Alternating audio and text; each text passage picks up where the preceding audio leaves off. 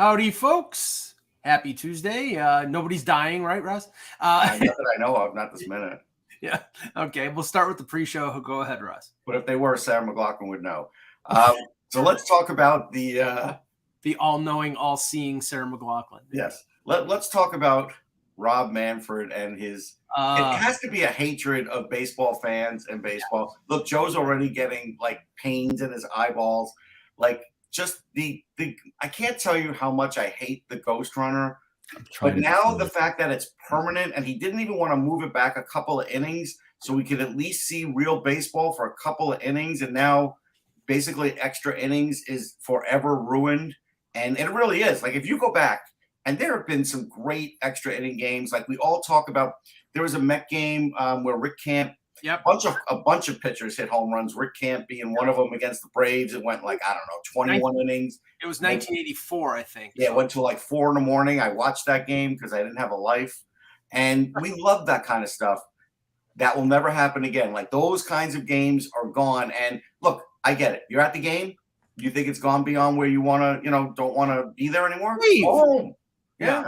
Well, Joe, this is the thing. It's like the Ghost Runner. Now, I'm not opposed to the pitch clock. We know that everything is driving toward making the games 2.5 to 3 hours. They should be. For TV purposes. Right, they should be. Otherwise. And they used to be, if you remember, like, we don't remember because we're not old enough, but in the 60s and the 70s, you'd have complete games that would be over an hour and 40 I remember Seaver games being like 2:13. I mean, it was just Maddox games too. Like Maddox games. There was, I want to remember. There was one under 2 hours. I watched one under 2 hours. But it started with like the Mike Hargroves and the adjusting of the helmet, and Garcia Parra with the, and then the pitchers. I mean, okay, Dad, but come on. I mean, honestly, it's like how many games? What, a couple dozen that go past 10 innings, Russ? It's Rob Manfred, you're ruining the frigging game. Yeah, I bet you, and I don't know this, Joe, but I'm gonna guess that if we had to pick how many in the recent era, not because again, bullpens are what they are now. I'm gonna guess that more than 50% of them didn't even last to 12 innings. Yeah. Yeah. I mean, I that's the research I need to see like that. Those are the numbers I need to see. This it bugs me so much because they're instituting the pitch clocks this year. And what's one of the big reasons they did the Ghost Runner? It's to shorten the time.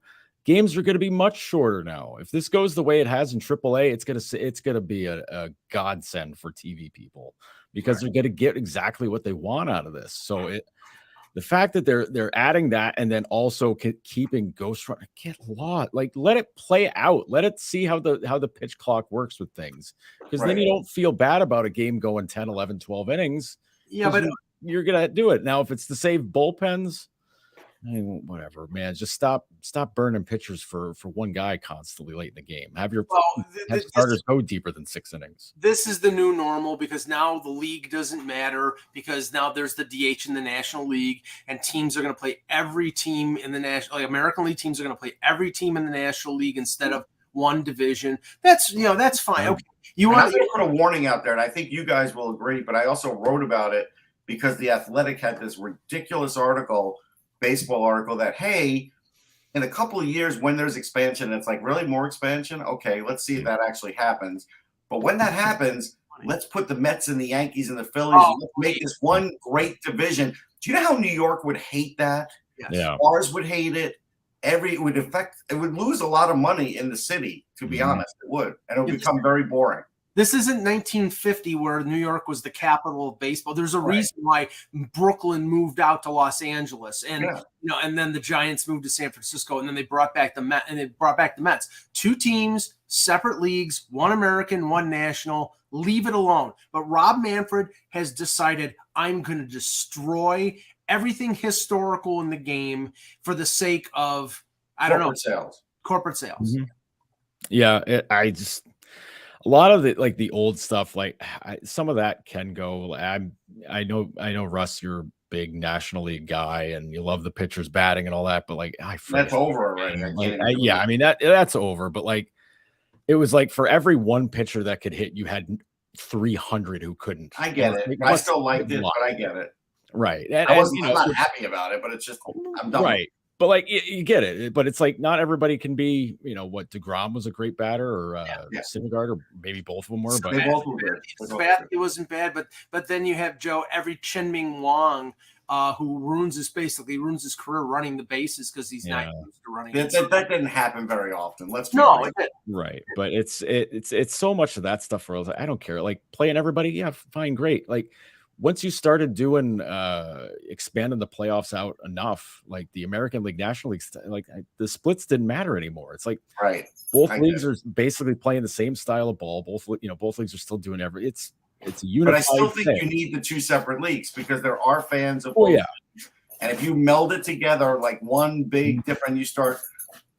Right, you start having Cubs, White Sox like 15 times a year. Nobody's gonna. Right, it loses its allure. But this is the thing, and this is a trend in sports. Okay, Rob Manfred is basically saying to the older fan, "Go F yourself," because we want to go younger. That's the growing demographic, and they want games quick. So whatever the old people want, which is extra innings that are normal, or the no DH. We don't care what you want because you're going to be dying off, and the young people are going to be around. The problem is young people are not. You're cutting off your nose to spite your face because. Right, I'd like to see the numbers of actual demographic breakdown for the people. Like I get it, we all could agree that 2 hours is a nice game, but it's not going to happen. 2.5 maybe, but then again, they'll load up more commercials. So I still think you're looking at closer to 2:45 or 3 anyhow. And I just want to see the demographic breakdown of young people where they say, well, if it's over 2 hours, I'm not watching anymore. They weren't watching anyhow. Yeah, like, let's be real. And Major League Baseball has not learned a lesson from the NHL. The NHL has different rules for overtime and then the shootout during the regular season. And if I held a poll, I'll bet you 75% of the fans hate the shootout and hate the 5-minute overtime, and then go to extended overtime or the overtime in the playoff rules. Fans hate it the way it is in the regular season and love it in the playoffs. But Major League Baseball didn't register to them. They're going to go to that system, and it's dumb. It's just dumb. Just dumb. Anyway, all right, let's start the show. Hello, Hockey World. Today is Tuesday, February 14th, 2023. Happy Valentine's Day. I'm Russ Cohen from Sportsology. I'm Joe Yerdon from Bleacher Report and Noted Hockey. And I'm Michael Lagello, and this is the HockeyBuzzcast here on HockeyBuzz.com. All right, let's start with this because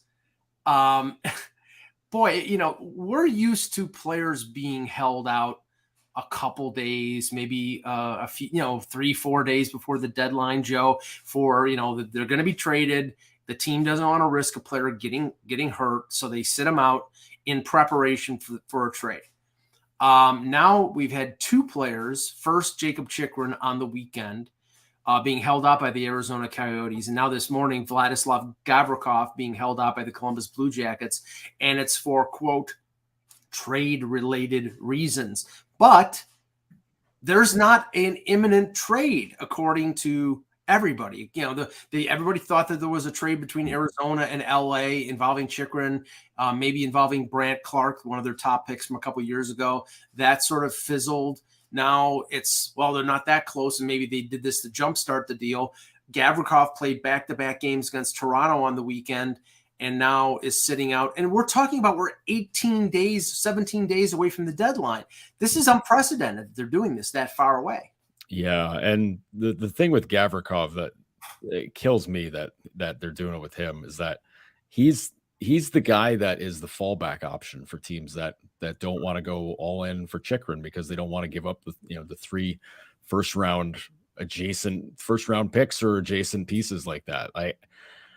Sitting him out, I get it. You run the risk of injury if you play. It's just naturally going to happen. And Gavrikov plays a pretty rough, pretty physical game. And that's the perfect reason why teams are keeping an eye out on him. But I mean, is the return I know every team wants to get the David Savard return. I get it. Everybody wants to get that, steal a first round pick from somebody who's desperate. But 2023 is not the draft you're going to get that pick from. It's just not like that. I would imagine if you're that desperate to give up a first for Gavrikov, I don't know that you're going to have too many kicks at the can for the playoffs if you're just going to sacrifice picks like that. I mean, I just it doesn't make a lot of sense for a guy like him where you're looking at what a second round pick, maybe max. Yeah, at most. I don't get it. I don't understand. I think I get it. I'm okay with it. For one thing, they're at least letting the fans know in case one of these players is your favorite player. So, and you haven't bought tickets. Like, I think that's good. At least they're keeping it out in the open for their fan base. I think the other part is, look, Jarmo already lost with Gustav Nyquist. He that's an asset. Like he's not getting anything for that. He can't afford to have that happen again. So I get it. And Jacob Chikrin's never played more than 62 games in the NHL in one season. Right. So again, you have to put him in bubble wrap because he is the next guy to go down, just law of averages. So I understand it, and I do think more teams are going to do it. Although, Nyquist apparently has come out and said he'll come back before the end of the season, so he might still be able to trade him. Yeah, but I don't think anybody's taking him now. He's a $5.5 million cap hit, and right. LTIR. I mean, maybe there's some finagling around there. Like, oh God, who the heck? Yeah, maybe for a future considerations, and they retain half. Like I can't remember the sort of. Oh, Riley Nash. The Leafs traded for Riley Nash from Columbus, put him in LTIR, and then didn't bring him back until just before the playoffs when they could. So that might be a situation. But but you know what? They're going to lose out on the six fans of the Vladislav Gavrikov fan club. Listen, Jarmo's looking at it like, I've got to walk away from this offseason, this trading deadline rather, with some assets, whatever he gets. Right. And you're always yelling, Mike, that these guys need to get the assets. No, but this far, okay, I don't have a problem with holding them out if there's a deal. There is no magic time, though. No, but let me finish. I don't have a problem with them holding them out if a deal happens, say, in the next 24 to 48 hours. But to do it sounds like Chychrun is going to be held out until he's dealt. And if they don't get an offer that they think is worthy, what are you going to hold them out 18 days? Well, I think it's like they're holding them out because they're getting calls on them. If the calls stop, I think they'll go back in. But if they don't stop, yeah. Now, the interesting theory floated by Elliot Friedman was that Gavrikov might be traded, and then the package flipped along with what I would say more to Arizona for Chychrun. Craig Morgan reported that Columbus on the draft floor in Montreal last July had a deal in place for Chychrun, and it fell through. So, I mean, that's plausible. But the thing is, like you said, unless, I think at most Columbus is getting a conditional one and maybe a conditional one in 2024 for Gavrikov, but they're not getting a one in 23, and they're not getting anything other. They're not going to get an unconditional 23 first round pick unless it's somebody like Boston who knows they're going to be at the bottom of the first round. Yeah, it's I love the idea that they would flip because of that. That's interesting and it's different. Yes, and it would be exciting to have something like that happen. Granted, with Chychrun winding up in Columbus, that's not quite as exciting, but it makes sense from their standpoint because they're trying to build from the back end out, and they need a lot of help all over the place. They can't be turning down anybody, and their cap's kind of a mess. But Chychrun's affordable for the next 2 years, and therefore you think about it. If if Chychrun is saying like, listen, man, I'm not re-signing here. It's just not happening. Spin them away next deadline and get everything that you lost back and maybe more. Who knows? Yeah, it's possible. I mean, the only thing you have to worry about with Chychrun is obviously the injuries, and Russ touched on that. He's constantly been injured. Maybe there's a situation where he all of a sudden stays healthy like Erik Karlsson and has a big year. Now, I wanted to get your thoughts on this because I started laughing when I saw and not because CJ reported it, because I'm sure he's being told this, but the fact that Edmonton is checking in on Erik Karlsson with that $11.5 million contract, and it's being floated out there that we'd want him if the contract is $6.5 or $7 million. Well, good luck. I mean, that's the problem. Problem is it's $11.5 million, and San Jose, I mean, they may be talking a good game, but they don't want to retain salary after they retain salary on Brent Burns. So what are we talking about here? Yeah, it's an idea that I understand where it's coming from, because you're thinking we can outscore everybody at that point, yes. Which is probably accurate. But what's one of Edmonton's biggest issues? They have no depth. You know, behind you get past McDavid, you get past Draisaitl, you get past Nurse. Like, there's not a lot going on beyond that. And prospect wise, that pool's gotten thin. You're talking Philip Broberg, Dylan Holloway, and even Evan Bouchard, who's kind of proven himself already. But I don't know if they're going to really deal him now. Right, but you're going to have to give up one or two. I think it'll be Broberg. Right? I think it'll be Broberg. I think it'll be somebody else in their system, or Broberg and like 2 picks. Puljujärvi, they probably dump Puljujärvi. Yeah, maybe. I mean, that helps, figure out some of the money stuff and clears out a space in the lineup for, who knows? But again, I'm going to go out and say I don't even know if Chychrun is a good number 2 in this league. I don't know that. We're all acting like he's going to be magical the minute he's away from Arizona, but Arizona has been putting him in plum situations, and still he's not getting massive numbers offensively. Well, Joe, I'll say this: if Chychrun goes to LA, Doughty is still the number 1. It provides him a little bit of protection where he doesn't have to be the man. So I think that's a good move. And if he gets traded to Boston, he's got protection because McAvoy and right they're dual number 1s. Edmonton, Darnell Nurse. I mean, Chychrun would be the number 1. I mean, at least I think it would be. At least they'd be looking. They would keep Nurse in that spot. I guarantee you, they're not moving Nurse. Well, Nurse is more of a shutdown guy than Chychrun. No, but he has offense too. They're not going to move out. I don't think they're going to do that just because of the mental aspect of what Nurse kind of means for that team. I don't think they would unplug that. But the only thing that makes sense is with Edmonton and Karlsson is San Jose retaining, say, $4.5 million. And then Edmonton having to give him like a multiple, like Yamamoto or Puljujärvi or Broberg and a first-round pick, like that kind of package. You have to pay San Jose off to retain all that salary. And if they don't, then they're going to give him away for a 6th-round pick. I don't see how it works. Yeah, that's a team that it just doesn't make sense. Chychrun makes more sense for Edmonton because it's an easier contract to handle, and he would instantly slot in on one of the power play units automatically. I think he would in LA as well behind Doughty, just because Doughty's probably playing both units. I watched last night's game against Buffalo, but they didn't get a lot of power play time, and if they did, they were on it for 20 seconds and scoring. So, but let's say this. The other thing is, I saw an interview with Erik Karlsson just before the All-Star break, right? And he was talking about the All-Star game, and he was like, it's going to be great to go. My kids could see me play, but my kids are really young. One of them will get it, one won't. This isn't going to be great for my wife, and neither will be getting traded. And so, I don't know. I don't think it's even close to a guarantee he's getting traded because, look, he is not at the end of that contract.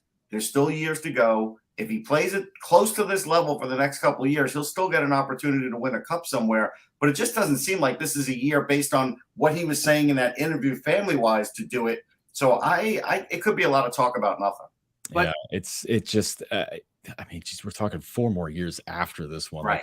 That's so much for a team that wants to acquire him to take on. And the thought that San Jose doesn't want to retain money on it, it's like, I don't know how you make a deal without eating half the contract. Right. And they say 2.5. Greer's like saying, I only want to retain 2.5 a year. Yeah, and it's impossible to flip them through a third team because then they're going to have to retain 2.5 for 4 years. Good luck. They're going to expect at least a 1st-round pick for that. I mean, it was a 1st-round pick that Toronto traded to Carolina for 1 year of Patrick Marleau at $6.25. So that's the going rate, and we're talking, cumulatively over $10 million to retain 25% of Karlsson's deal. So I do want to answer the chat room, Mike.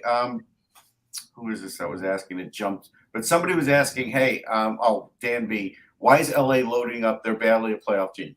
Rob Blake has been overly aggressive. He has since he's taken over.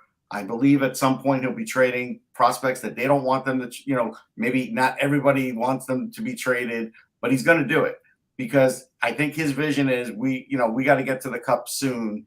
And he's just going to try and defy logic on this because honestly, loading up this year, they don't have the goaltending for it.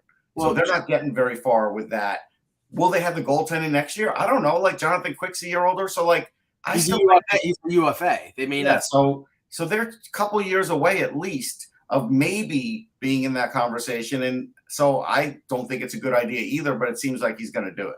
Joe, there were some reports, and nobody can really confirm them because there's so many things out there. The Brant Clark thing, we don't. First we heard he was part of the deal. Now he said we're getting pushback that no, Byfield or Brant Clark are not part of this deal. Then it was L.A. wanted the hiccup in the deal was L.A. wanted to send a salary back to Arizona. I've heard it was Cal Peterson. Obviously, that makes sense because he's buried in the minors. He's making $5 million. That would only make sense if Vejmelka was part of a larger deal. I don't know if that's the case, but I'm just throwing stuff at the wall here. But it fell apart. If it was close, it fell apart at the 11th hour. So I don't know if this opens it up for more teams going back to Chychrun, if it opens it up to Boston or Edmonton or Buffalo. We've heard Buffalo's name attached to Chychrun, but I don't know if they can hold him out for 2.5 weeks. I absolutely think they can. I think they will. It's a whole different thing for Arizona. Like this is the thing that's going to basically kick off their off season. Like they've got a ton of picks in the draft coming up. They get to look ahead. They're going to get more out of this trade. And this is like they're racing for the bottom, and the sooner they can move them, I'm sure they would feel the better about it. But they'll save money. Well, yeah, they'll save money. They'll have to take some kind of money. Sure, but they're going to save. They got to stay above the floor, Russ. Listen, they're still going to save money in the end. I do want to answer the chat room too. I don't think Rob Blake is trading Brant Clark. I don't, but I do think one of those other prospects will get traded. And whether it's Turcotte, whether it's Byfield, I do think one of them will end up getting included.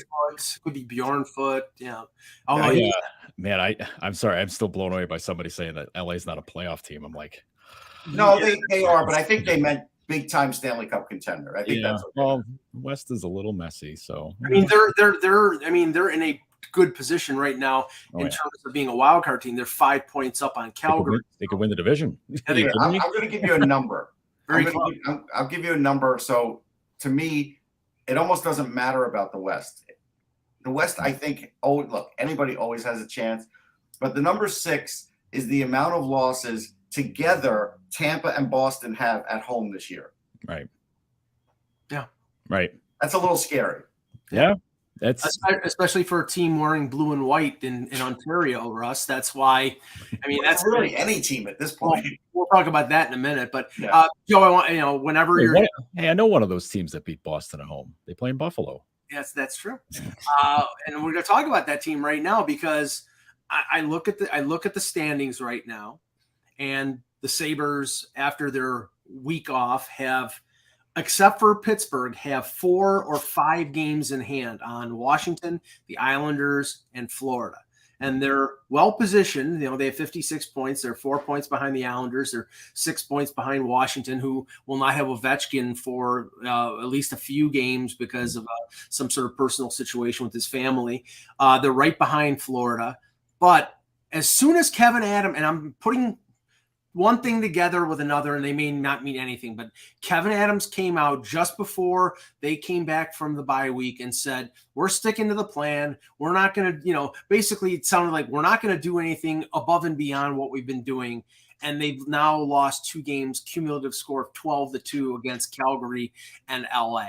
And I say, I look at this team and I think they can make the playoffs. They can make the playoffs for the first time in a dozen years, but I think they need a little help either in goal or on the blue line.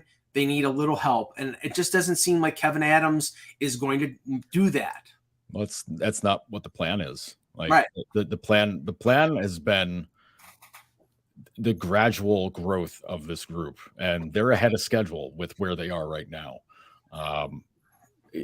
Adams said to us last week that he's going to be in on as many conversations as possible. He wants to know what's going on. He wants to know what's happening. And they're going to get thrown into lots of things where there's big money moving around because they got tons of cap space. Right. They also have the prospects. They also have the picks. Like they have the arsenal to make a big trade if they want to. It's just that's not what they need to be doing right now.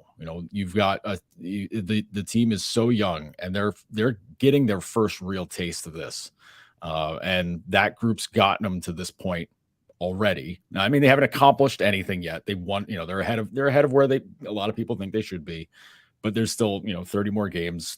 We've seen things go sideways a lot, but they're not going to shake up things with a dramatic move. I know the goaltending is always the thing that people pick on with this group. That's the last position I think they're going to do anything with, honestly.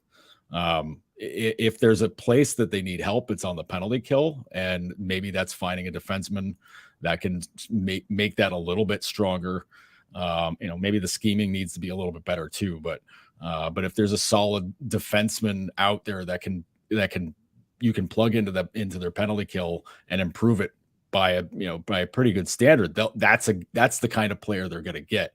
I just don't see them adding a forward up front. It's very hard to see that. I'll tell you what I heard, Joe. I did hear that a cheaper goalie is not out of the question. And just think about this conversation that might come up in a week or so. Mm-hmm. We're 4 points out of the playoffs. We haven't made the playoffs in 12 years. We could get playoff revenue if our goaltending's better. Kevin, why don't you look around and just see what's out there and let's talk about it. I think they would do that. And I do feel like they are going to do that. The Terry wild card factor is always an issue. Yeah. That's always been a thing in Buffalo. I always tell people you can find the contracts that have been signed the last few years and figure out who made the call on that. If they get close to playoff revenue, that's going to make a difference. There's precedent here, and Joe can confirm this. When Pegula bought this team, what was the first thing that they did? He basically told, I'm sorry, I'm driving a blank. Darcy, he told him to trade for a scoring forward, and they went out and they got Brad Boyes, and Brad Boyes helped them get into the playoffs in 2011. Mm-hmm. He leaves it up to Brandon Beane with the Bills, but for the Sabres, he puts inputs a lot. Russ, that's his toy. I expect there's going to be a little of that. Loves that. So I mean, I don't think Kevin Adams will not say trade, Kulich and Middlestat in a first round. No, but if there's an opportunity, since they have the cap space, that they can go out and get a rental for a reasonable price, I don't see why not. And I think the fan base will say hallelujah if they do that. I'm going to tell you, I'm going to give you a farcical behind the scenes phone call between James Dolan and Terry Pegula saying, don't you want to have these playoff games on MSG this year? It's been a long time. Wink, wink, nudge, nudge. But Joe, don't you think that's possible? Terry getting involved is definitely a factor. And if they're knocking on the door and the conversations and that group, Adams, Pegula, and Granato, they talk constantly. So everybody's on the same page. So you don't have your Tim Murray versus Dan Biles wars, right? Or, anything, or Bottrell just not being on the same page with his coaches when he's picking guys out. But if Terry decides to start speaking up a bit and sees, okay, if we can get back to the postseason, let's do it. Doesn't matter that they would get rolled by Boston or Carolina or No, it really doesn't matter. It doesn't matter. Like it's just getting in and getting their young players some playoff experience. Yeah, that's the seats. If there's something that will motivate Terry for that, it's that getting to the. I mean, obviously, his whole thing is like winning the Stanley Cup's the only reason. Blah blah blah. You can make $1 million a game on your home playoff games. But Russ, they'll make way more than that with the Party Plaza stuff, like everything. The precedent is there with the Bills. The Bills got into the playoffs that year that Cincinnati helped them out by beating Baltimore. Got into the playoffs I think it was the first year or the second year of McDermott, and they lost the most boring playoff football game in history to Jacksonville. But getting in the playoffs and breaking the long skid was important for this team and a sort of a building block. And I think they've had a lot of success, and Thompson and all these guys have had a lot of success. And I think if you go out and reward them by giving more of a chance to make the playoffs, I think that would be beneficial to them, but not sell out like crazy just to get one guy. I don't think that makes a lot of sense. No, Bean and McDermott were not planning on playoffs when that season started. No, they weren't. Finishing top 5 in the draft, because it was. I remember that season very clearly. Everybody said the Bills and Jets were both trying to throw the season so they could get to the top of the draft that year, and then Buffalo wound up in a playoff spot, and even still tried to screw around and do what they wanted to do all season, and they started Peterman and almost ruined everything. So I mean, they made it to the playoffs semi begrudgingly because it kind of went against what everything they were doing. Right. With the Sabres, it's similar in that they're ahead of schedule, but they weren't trying to be bad this year. They were trying to get all the young guys better. They knew Cousins was going to be better. You didn't know that Dahlin was gonna become a Norris candidate immediately. You didn't think Thompson was gonna have the kind of season he's had, and Tuck and Skinner and those guys. Like, you're not expecting any of that. You're expecting them to be an up-pace, fun team to watch, but you're not thinking like, oh, we're right there. But that to me is the part of the whole thing with Buffalo is that being that close, it's going to make it so that Adams will want to reward the guys for getting there and getting into the race and being there. But it's awfully tough when you add a guy and you're bringing them in there and it means taking ice time away or sitting out young guys that you want to be having in these games, in these situations. The only way I see Buffalo making a deal that is majorly impactful, I mean, I think they'll be open to retaining cap space and helping out other teams for getting a first or second round pick for that, facilitating deals. Mm-hmm. They might trade in as getting rentals to help and not taking up the ice time of some of their young players. But the only way they make a deal is if it's somebody who's got term left and somebody who would help. And I'm not saying, but the name of Thatcher Demko has been out there in terms of a trade, with him having term on his contract, and they're basically having a hole and goal until Devin Levi, or unless they think Luukkonen is, I'm still skeptical about Luukkonen. But bringing in a Demko for a couple years, which I think he has 2 years left in his contract, that would be something that I could see them trading assets for. But whether Demko is actually available, I don't know. It's just we've heard the name out there. Yeah, Demko to me is a guy that's going to play a lot better with Tocchet's system in place in front of him, and being healthy. And it's not that he was bad in previous years. He was extremely good. Just this year's been a freak show for Vancouver. But with Demko, like to me, that's a move you make last year if you're Buffalo, because you're still kind of hung up. You don't know for sure what you got going on. You're just kind of like, all right, well, let's see, because you don't know what Luukkonen is. Anderson's north of 40 years old, and then you're just kind of like, we're not sure what we're doing yet. So let's now you have an idea because. Their tandem, their goalie tandem for next season's already on the roster. It's Comrie and it's Luukkonen. But, Comrie's gotten stuck because the injury cost him starts and Luukkonen took the job and ran with it, which is what they wanted him to do last season. It just didn't happen. Yeah. All right. We'll play our little game here. We should read the news, Mike, that popped up in the chat room. Then we'll do the game where it says, enjoy. Thanks for this. Dan Hifferty, is it Hilferty? Hilferty, yeah. Hired as CEO of Comcast Spectacor to partner with Dave Scott, who still will remain as chairman. I looked him up real quick. He's worked with Comcast before. He doesn't seem like he's a hockey guy, though. So I just think it's another voice in there, and I think they're going to have a lot of voices in there at the trade deadline. But Dave Scott's still there, and ultimately, as chairman, he's still wielding the power over the Flyers, really. Well, Joe, I forgot to bring this up, but since Russ brought this up, it popped into my head. The article from Jesse Pagula in the Players Tribune last week revealing what had been rumored about her mom, Kim Pagula, who was president of the Sabres and Bills, and how she is, she's sort of rehabilitating from a health scare where she lost consciousness, her heart stopped, and it sounds like some sort of brain anoxic situation. The Sabres did hire somebody, and I can't remember the name, but they hired somebody as a COO, and it was more of a bean counter type. But there seems to be a gap with the Sabres in terms of a president, whether Kevin Adams is just handling that situation on top of his duties as general manager right now. Yeah, the person you're talking about is John Roth. Yeah. And he's a money guy. He's not a hockey guy. Like he was a Fidelity Investments guy for almost 24 years. He has ties to the Bagulas apparently. So, go figure. But but yeah, I think there was a pretty strong assumption from everybody that Kim wasn't going to be able to be president of the teams. Just because of what happened. You go out of the it's not like it's a limelight, but you go away from the public, even a public facing thing for as long as she has. It's it's not good.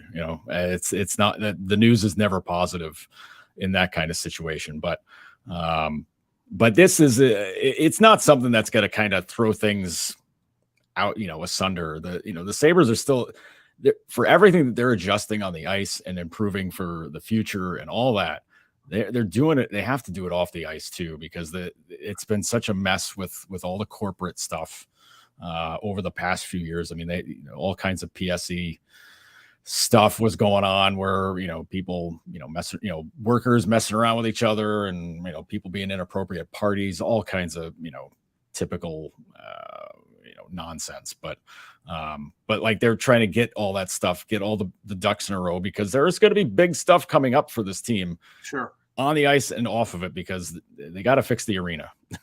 They're not going to build a new arena, but they got to fix the arena. But that stuff isn't going to happen until the Bills Stadium deal gets squared away and done, and they can get the money figured out there. But it's, as far as it goes for them though, like that's one of the necessary things they had to do. Now, I mean, who ends up being the team president next? Who knows?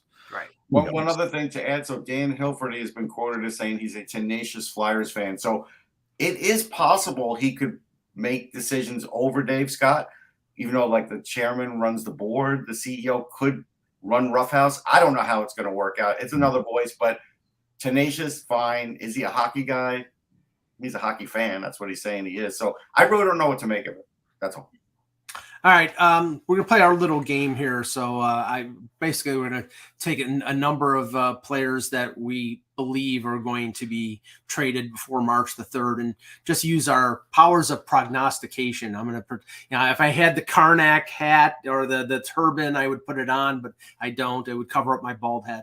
We'll read off a number of names, and of course, no wagering here, folks. But we'll use our powers here to predict where these players will go, or if they go anywhere at all. We'll start with, and I'm using Cap Friendly's free agent tool here, so I'm just going to read off as we salary wise go down the list here, and we'll start with the highest salaried guy that we think could move, and that's Patrick Kane. First, Joe, do you think he's going to move? And if so, where do you think he's going to move? I think he is, because I think he's made it very clear that he hasn't said it outright that he wants to be traded, but his reaction after the Rangers landing Tarasenko tells me that he's ready to go. And even today, I saw Mark Lazarus sharing some quotes with him about Kirby Dach and how Dach has been playing for Montreal, and Kane basically saying Jeremy Carlton was a moron.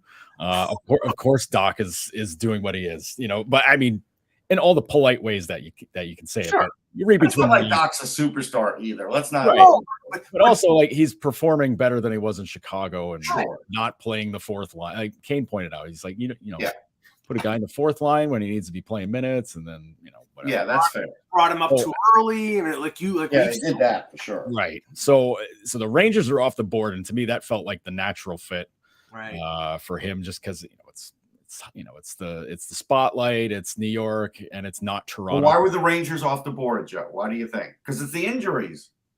Right. Well, yeah, I mean, that's a big part of it, but everybody assumes it's the hip. I have to guess that it is, but I'm more curious as to who's putting that information out there to kind of, to kind of, dredge the waters a little bit and maybe get that cost down. But here's the other thing, Joe. So 2 days ago, he said he will let the Blackhawks know in 10 days what he's going to do. And that sure sounds like a doctor speak, to see how I'm going to feel in 10 days, to see if I'm going to keep playing here. Like 10 days. Elliott said on the recent podcast that the consideration for the Rangers was more the Tarasenko being 7.5 and St. Louis retaining 50%, making his cap hit under $4 million. Whereas even if Chicago retained 50%, it was still over 5, and that was the difference. The Rangers had 5 and change in cap space. Sure, but they also want to make other moves, Russ. They also want to add. They could have traded somebody else. I don't think that's the reason. I think they're saying that because this is Patrick Kane. Patrick Kane's not moving very well on the ice for Patrick Kane, and to spend all this money if you don't know he's healthy or close to healthy, I don't know if there's a team that's going to want him, and that's why I think they're waiting the 10 days. Okay. If I got to pick a team though, I don't know, like Vegas got kicked. I don't know how the hell Vegas can even make a deal like that, but they just do it, Joe. They don't. They don't care. I get it, but to me, I got to think of teams that maybe play it a little bit slower, a little bit harder, but in the kind of way that it allows a guy with Kane's lack of speed at this point. And maybe, he certainly has a lack of defensive care. Let's that's obvious. That. But it makes me think of a team like Dallas. That's why. And they could use a little bit more scoring. Ben and Sagan are having great bounce back years. Mm-hmm. Hintz is incredible. Robertson's amazing. Could use a little more. Teaming them up with Pavelski or something like that. I could see it.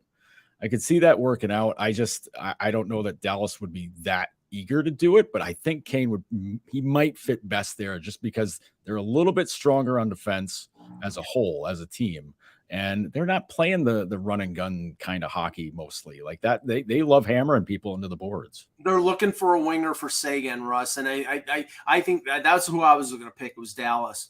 I don't know what their cap situation is. I'm sure whoever Kane is traded to, they're going to have to retain 50%, and if it's another, the only Vegas has got Stone on LTIR, so they'd be able conceivably. Yeah, they'd be able to do it. Right. But I still don't think Kane's going anywhere. Oh, you're saying Chicago? I'm saying Dallas. Yep. Jonathan Toews, I'm more skeptical about, Joe, because he's been out now for 4 or 5 days with an unspecified illness.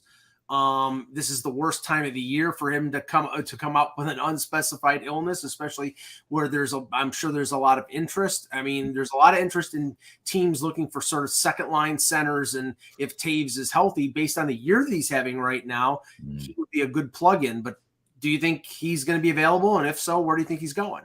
Yeah, I think if I'm a team that wants him, I'm asking if he's got COVID, because he had a huge problem with that a couple of years ago. And I know he admitted he was dealing with long COVID too. So if it's that again, then I'm really nervous about it, which is unfortunate because I think the team that he fits best with plays a mile above the above the surface. Colorado makes so much sense to me. It hurts. I know Winnipeg would be the sweetheart story, send them back home, all that. But to me, Colorado is the one, just because they've had so many injuries and they've had, just problems with guys staying in the lineup. But Toews would be a great guy to put in there and have him kind of settle things down. And you know what, the way that team plays hockey, man, like a guy like that jumping into it for a mercenary kind of run. Yeah, you couldn't ask for a better guy to have in there, especially when you don't know when Landeskog is going to get back.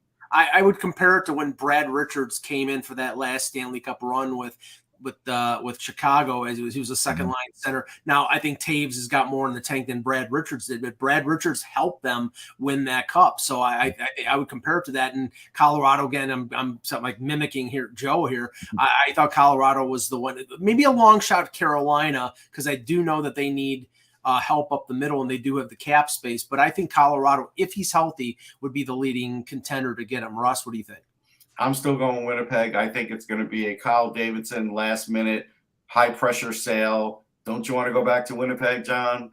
And he loves it there, and I think in the end he'll end up there.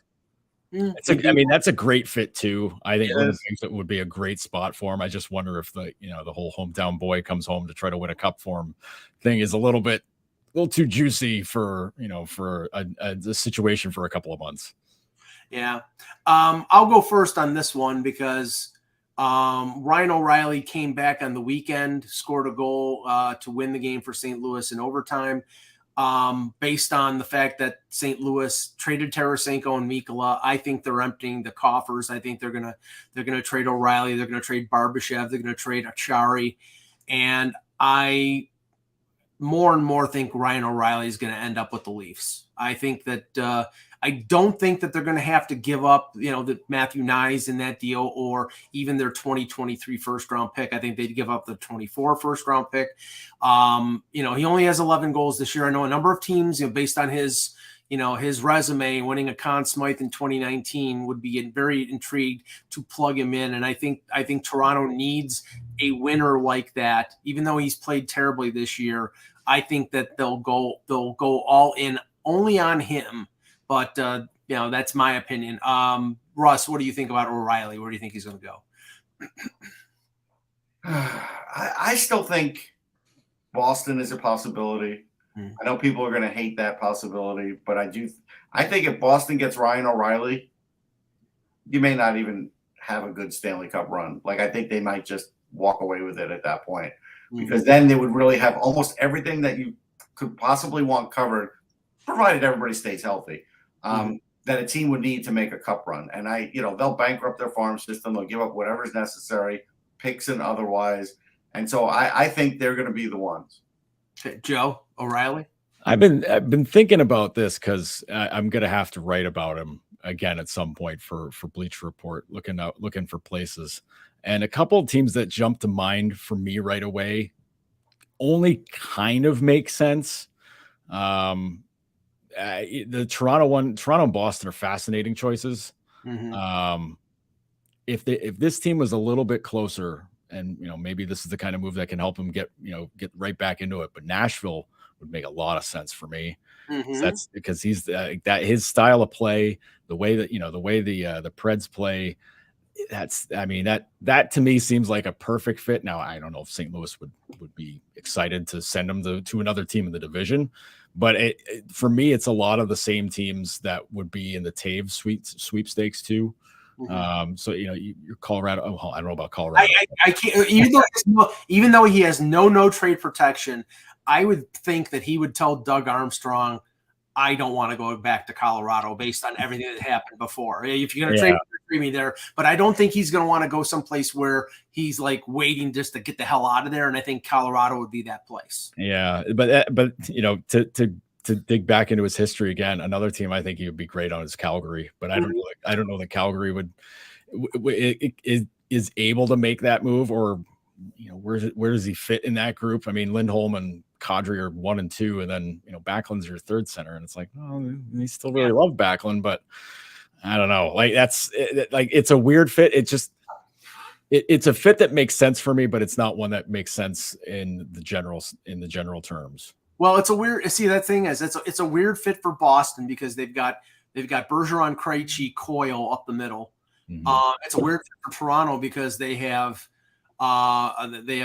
Matthews, who's back at practice today, Tavares, David Kampf is a checking center. They can move Kerfoot to the middle. I mean, there's some talk about if O'Reilly went there, he'd be playing the wing, which I don't think is the case. He's a center. He's a good face-off guy. It makes more sense to put him up the middle. But, a team like Carolina definitely could use him because they seem to think that they're weak up the middle. So, I mean, he is the most interesting of the pending free agents because, I mean, Timo Meier, and we're going to talk about him in a second, but I just think O'Reilly, the cost is not going to be prohibitive for him as much as it's going to be for other players. And I think he plugs in so well with a number of teams. That's why I think it's going to be really interesting where he goes. Another one that's really interesting to me is Seattle, because I feel like Seattle's going to do something. Because they already got a defenseman. They're done. What are you talking about? No, I'm talking O'Reilly. I know. I don't think they're doing that. They're not. Yeah. I don't think Ron Francis is doing anything that big. I think they're doing this. The next name on my list, which is John Klingberg. I've long said I think he's going to Seattle. He did do something that's possible. Yeah. And it's a rental. He's got, Do you think that Klingberg, I mean, right now he's got 20 points in 45 games and he's a minus 26. Anaheim sucks. They're going for Connor Bedard. They're a young team.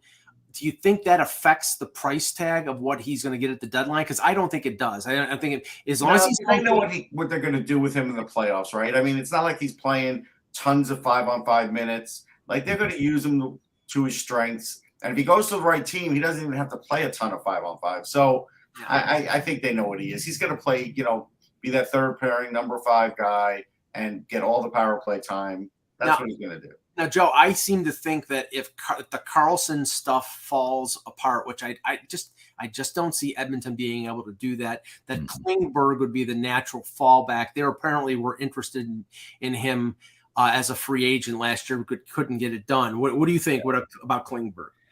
Well, you mentioned his plus minus with Anaheim, and it does stink. Yeah. You saw what it was with a good Dallas team last year, though, right? It wasn't that good either. Minus 28.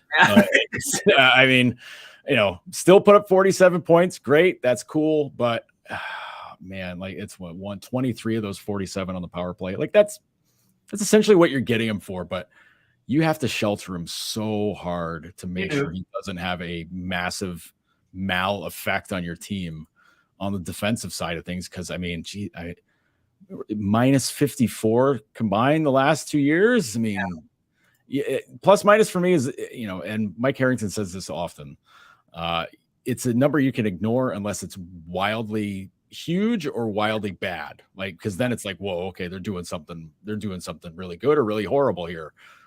It's really noticeable for John Klingberg. So but there are guys that are minuses their whole career and they still get traded. Sure. Well, I mean, sure. But I mean, listen, Ovi was a minus forever because all he did was, score like 30 power play goals a season. But I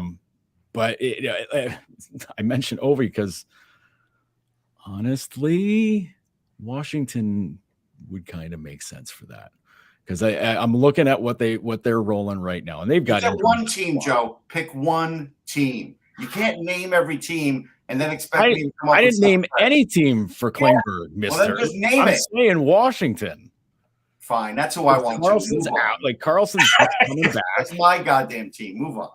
Well, that's why you're getting preemptively sore. Judge Russ Cohen drops the gavel. Okay. Busting my balls about picking a team. Like, pick one team. I didn't say a team. Okay, let's go rapid fire on a few names here before we end the show. The name of Alex DeBrincat has come up in the last week or so because he's like Timo Meier. He's got a $9 million qualifying offer. He's an RFA. I mean, Joe, it does seem that Ottawa, they want to sign him, but things might be on hold because of the ownership situation. I think he's staying in Ottawa, but what do you think? Rapid fire Ottawa or someplace else? No, I think he's staying in Ottawa. You don't make that trade without wanting to keep him. I know the ownership thing is a big deal, but like, if I'm Ryan Reynolds, I'm telling him, like, no, sign him. Like, it doesn't matter. We're going to be spending hundreds of millions of dollars for this group. We'd rather have the guy that's really good still be there when we get him. It wouldn't make any sense to me if they traded him. It just would be just goofy. Ross? Yeah, I think it's still Ottawa. I think Pierre Dorian can call up the Remington group, which now Ryan Reynolds is a part of, and say, hey, can we spend a little more? He's a really important piece, and I think they'd let him do it. And supposedly that group is not the leading group, so it's a little. Ryan Reynolds will win, Mike. That's all I know. Okay, Deadpool. Dylan Larkin, UFA. We've talked to Kevin Allen, and he continues to say that he thinks that Detroit will get it done with him, but it might be a Philip Forsberg situation where they don't get it done until the summer. I think he's staying in Detroit, but okay, go around the horn here, Joe. Detroit or someplace else? Detroit. There's no way they let him walk. I think that it would be a complete disaster if he gets away in free agency. I know everybody can have the Tavares, yes, flashbacks with all that stuff, but man, oh man, I don't see it happening with Larkin. I think they love him too much. I think Yzerman really likes him. He's just, Yzerman's a bit of a, chop buster when it comes to trying to get the deals that he wants to get done, but he's your best player. He's your best forward. Pay him like that. Russ? Well, there's so many teams out there. I could just start naming them all, but all right. Detroit. Wow. Russ is if we got one more player, Russ, I'm going to go down the entire league. Okay. Well, hey, let's talk about Timo Meier then. Now, perfect. Okay, Timo Meier. Now, Kevin, you're going first, Joe. Well, Joe, Kevin Weeks came out today and listed 4 teams, including the Devils, the Maple Leafs, Vegas, and the Maple Leafs. Come on. Russ, I'm just telling you what he reported. Now, I don't think it's possible that the Leafs make a deal for Meier. New Jersey just makes too much sense. Mm-hmm. You've got Hischier and Siegenthaler there. They've got cap space. They've got players dropping off, a lot of UFAs. So I'm saying New Jersey. Go ahead. Go name the 31 other teams. Okay. Well, let me start. We'll start alphabetically. We'll go with we'll start with Anaheim, and they're out of it. So that's a no-go. Arizona also out of the mix. I will say no to them. Boston, listen, if you want to get crazy, they can do it. So there's that. Buffalo could absolutely make this trade. They would be crazy. They'd be crazy. We're clipping all of these, by the way. These are going on the internet. We're clipping all of them. So I can keep going. Carolina. No. Just pick one, please. Well, I'm doing that because you picked my team, Mike. It's Jersey. Right. Hey, you guys think alike. No, it's Alex. Like, you can give up Alex Holtz and not even think twice about it. Like, that's because that's the forward you're going to send out in that deal. First round pick. The whole thing fits all the qualifications, and they're in the race for the cup, man. Like, you can give up a first round pick when you got Luke Hughes and Simon Nemeth coming. Like, do you need that first round pick when you're going to be picking 28th, 29th, 30th? No. Well, they won't be picking that there. That's a little flowery, but it's New Jersey. I think they'll be picking 20, 21, 22. I still don't think they're getting that far. Right. But do you think it's New Jersey? Yeah. Okay. Didn't I say that, Mike? No. I said New Jersey, Mike. Thank you. I was having a momentary spell of deafness there. Last one is Tyler Bertuzzi. And his name is out there. I mean, and connected to a number of teams. We'll go with you first, Russ, because you haven't gone first yet. Buffalo Sabres. There you go. Ooh, okay. There's the Terry Pegula pick. Interesting. I think the 2 teams that intrigued me from the rumors out there were Edmonton, and then obviously the Ken Holland connection there, and Tampa, and obviously the Geiserman connection with Julian Brisebois. I heard Dallas, but if Dallas is trading for Kane, then I think they can't be trading for Bertuzzi. Just to piss me off, it'll be Tampa. Tampa will find a way to add a guy like that, because he's a guy who's never played in the playoffs, but is a playoff type player, and he's going to be playing Toronto in the first. I'll have to trade Brandon Hagel to do it, though. That's the funny thing. No. But I'll trade Nemestikov back to him. Right. But I think it'll be Tampa. But Joe, what do you think? I think it makes a lot of sense for Edmonton. They can use the help on the wing. They're obviously done with Puljujarvi. Just package them into the deal, make that easy. But I'm just looking at their lines, and I'm just kind of like, man, they could use a little bit. They could use a lot. They could use more help in their forward depth, no matter what. Right. But they're not getting anything out of Puljujarvi. You get Bertuzzi into that mix and throw him in the top 6. And put him on one side and Evander Kane on the other one. That's a really annoying line to deal with, and they're going to try to run through everybody in the West. So it makes a lot of sense for the Oilers to get in on that one. Last thing, Joe, because I know that Leaf Nation was losing their mind after Saturday, losing again to a bottom 5 team, which just seems to be, standard operating procedure for them. They lose to the Blue Jackets, which, it's tough to lose to the Blue Jackets, but they got outworked by Columbus and lost 4-3. Mm-hmm. Sheldon Keefe came out after the game and essentially said, talk to them about, the work ethic, and was questioning their work ethic and their consistency. There's a lot of stuff circling this team. Dubas having, he's sort of a lame duck last year of his contract. A lot of people crying for them to go all in and make a big deal. Damian Cox in the Toronto Star said they should fire Sheldon Keefe, even though he's got the 5th best record in the NHL. They should fire Sheldon Keefe in favor of Bruce Boudreau or or Joel Quenneville. I mean, we know that Toronto is not only the center of the hockey universe, it's the center of chaos when it comes to the coverage of their team. I don't think Kyle Dubas is going to go all in and trade Nyes or their first round picks unless it's a really impactful player. And I just don't know if they're going to be able to do that. But what's your read on their situation right now? The one thing Toronto should be focused on, I know you're always thinking Stanley Cup with them because you have to.